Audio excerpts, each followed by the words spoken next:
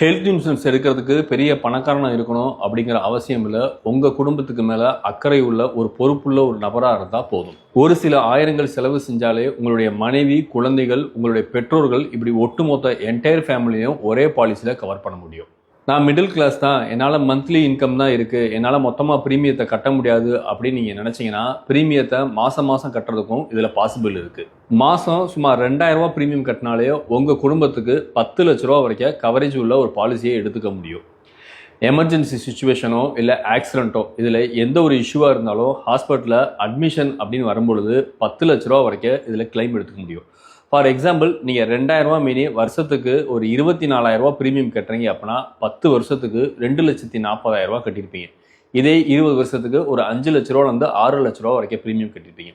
இந்த 20 வருஷத்துக்குள்ள உங்களுடைய ஒட்டுமொத்த என்டையர் ஃபேமிலியில் யாராவதுக்கு ஒரு ஆளுக்கு ஒரு ஹெல்த் இஷ்யூவோ இல்லை ஆக்சிடென்ட்டோ அப்படின்ற ஒரு சிச்சுவேஷன் வந்துச்சு அப்படின்னா அப்போ இந்த கிளைம் அப்படிங்கிறது 10 லட்சத்துலேருந்து 20 லட்சம் வரைக்கும் கிடைக்கும்.